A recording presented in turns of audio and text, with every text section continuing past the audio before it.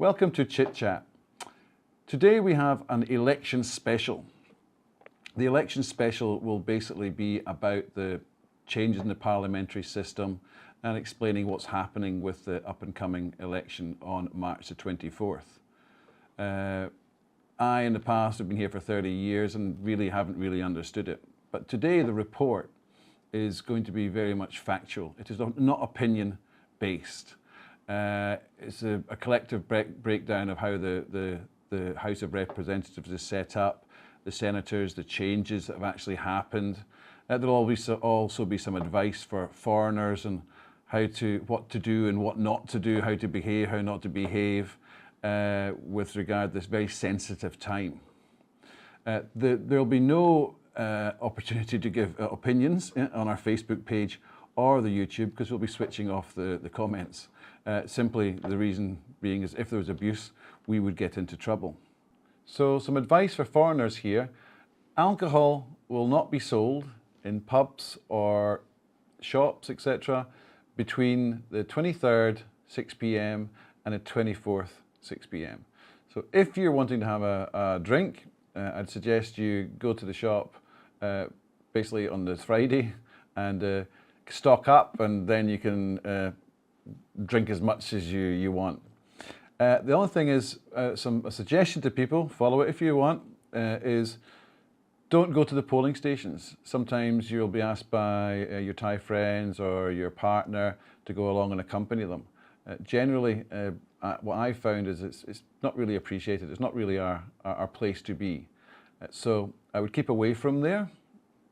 And finally, if you're discussing politics, which we all do, we all have opinions, we're all allowed to have opinions. Try not to discuss it amongst other Thais unless you know them very, very well, because some people take it very seriously and get rather nationalistic. But of course, as I said, we all have our opinions. I have my opinions, but try and keep it to yourself, keep it behind closed doors. So that's really it.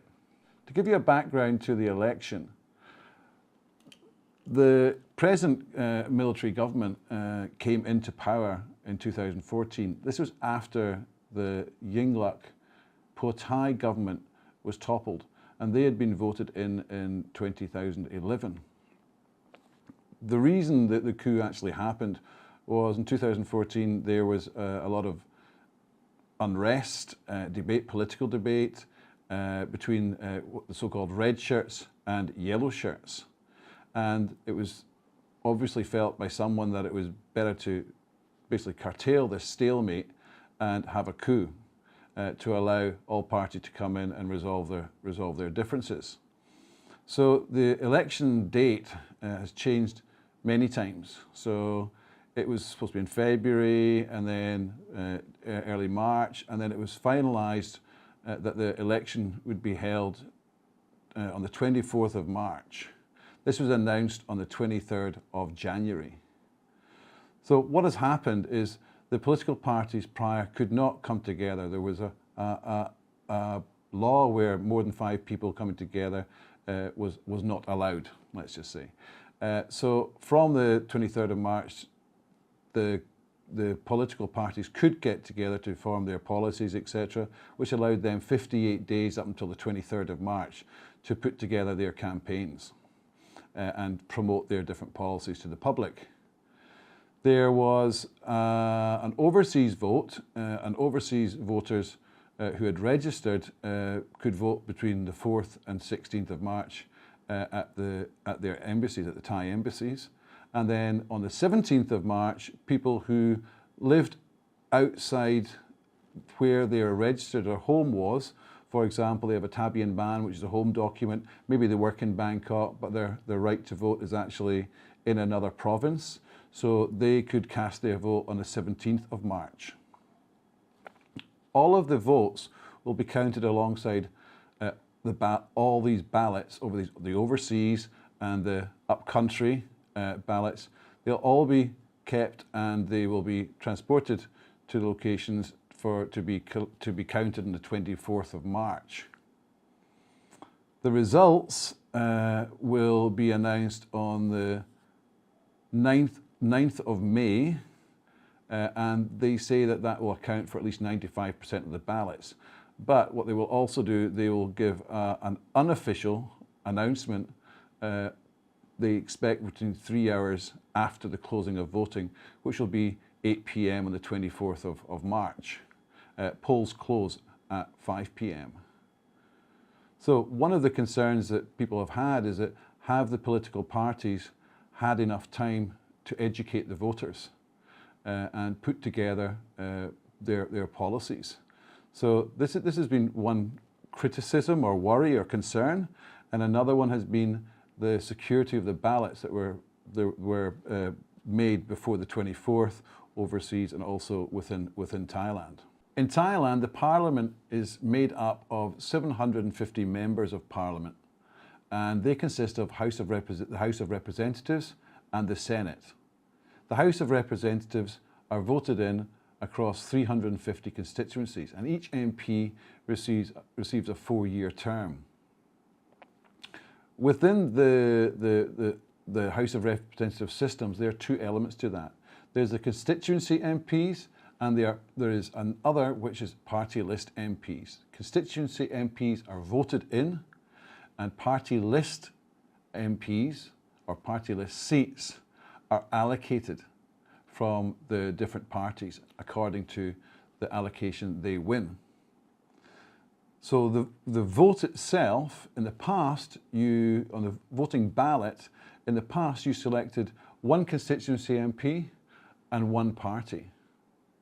Today you select one party from the constituency, but the ballot does not state the MP that party has allocated. This is decided by the party, and what you will see is all the canvassing materials. But the name of that person is not actually on the ballot. In the past, there was 375 MPs, constituency MPs, and 125 party list MPs. Today, we have 350 MPs, or constituency MPs, and 150 party list MPs. Within the constituency MPs, the winners are allocated on the basis of a first past the post system. On the party list side, it is based on proportional representation. So, regarding the party list, 25%, for example, if you want 25% of constituency seats, you'd get 25% of the party list seats. This has now changed. There's a formula which basically is the share of vote that you won minus the constituency seats will be allocated to the party list seats.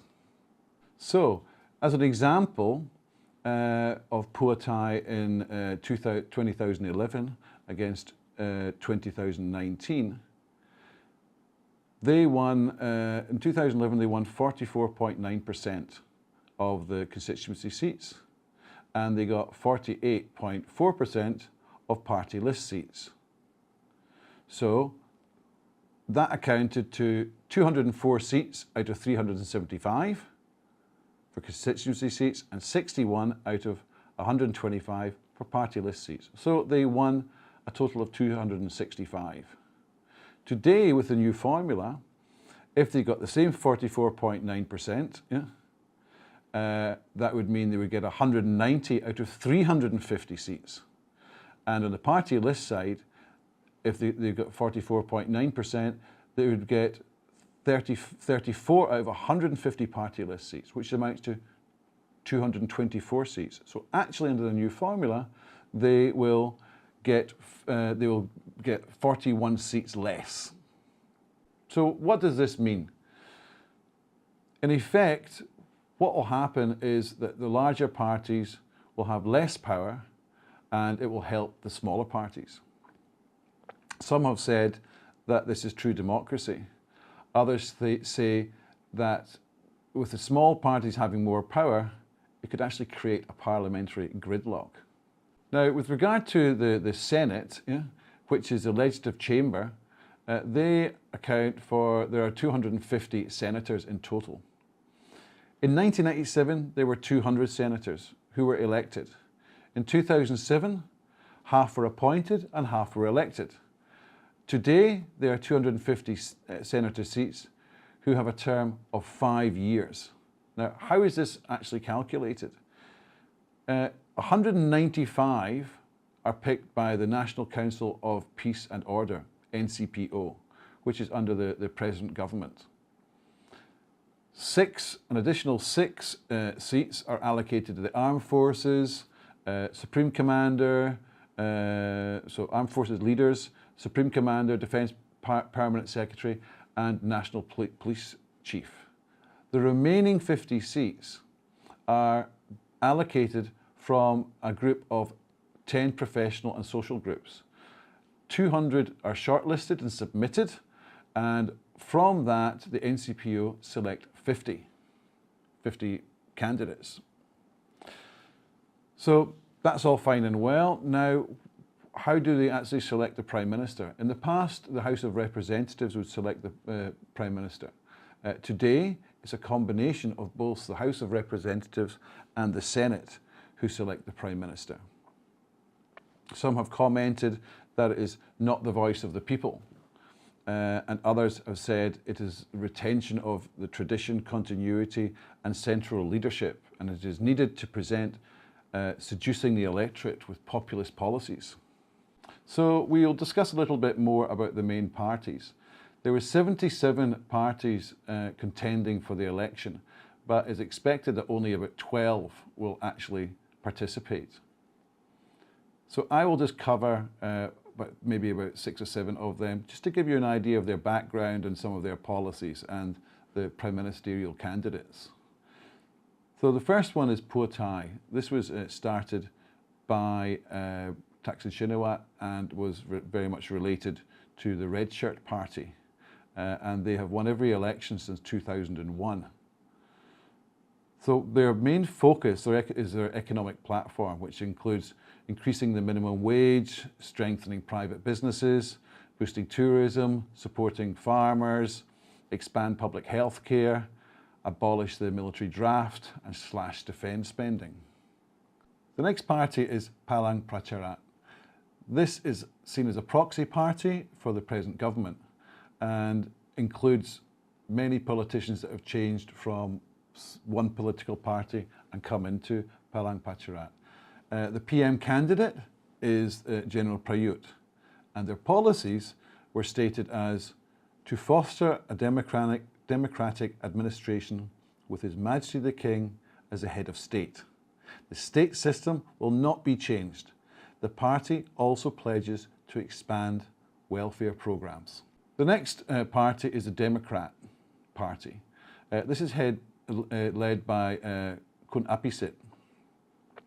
The Democrat Party is the oldest party in Thailand, but they have had issues because they were involved with they were related to the yellow shirts, and basically the party hasn't come out on top in an election since 1992. Their policies are basically pro-market, pro-monarchy. They have a promise of price guarantees for cash crops. They want to have free hospital emergency care, a state guarantee minimum annual wage of 120,000 baht. The next is Future Forward Party. This is led by a man called Kun Thanathorn, yeah? And this party was basically started 1 year ago. It is seen as having lots of ambition, but short on experience. Their policies, they're openly defiant of the military rule. The party says it will empower citizens to draft a new constitution to replace that written under the junta.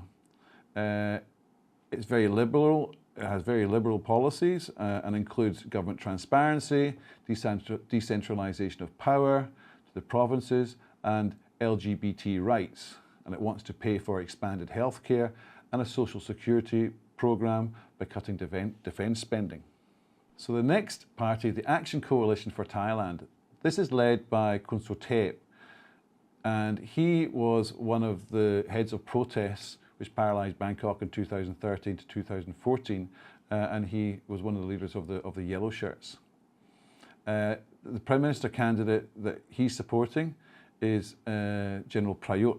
Policies, his policies are basically for tackling corruption and with upholding the monarchy. Chhatai Patana is another party.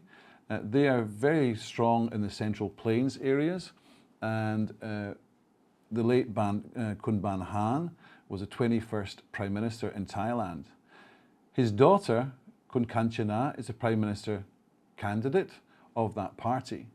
Their focus is very much around farmers, which is understandable from the Central Plains, and they look at decentralisation and technological development for the agriculture and education sectors.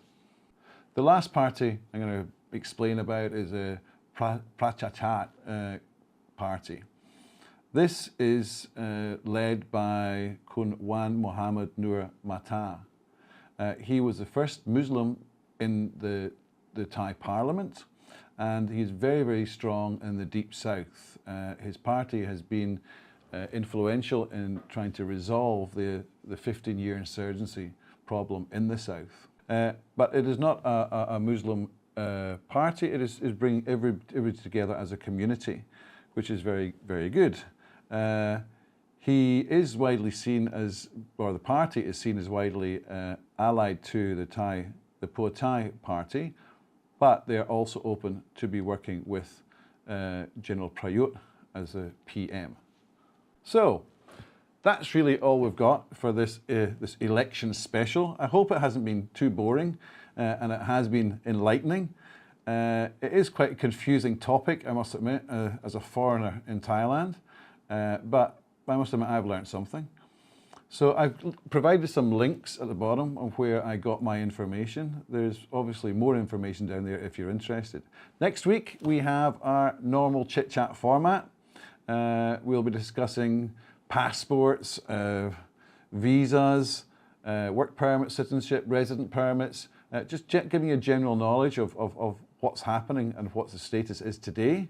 And then of course we'll have a regular clip picks and what's on.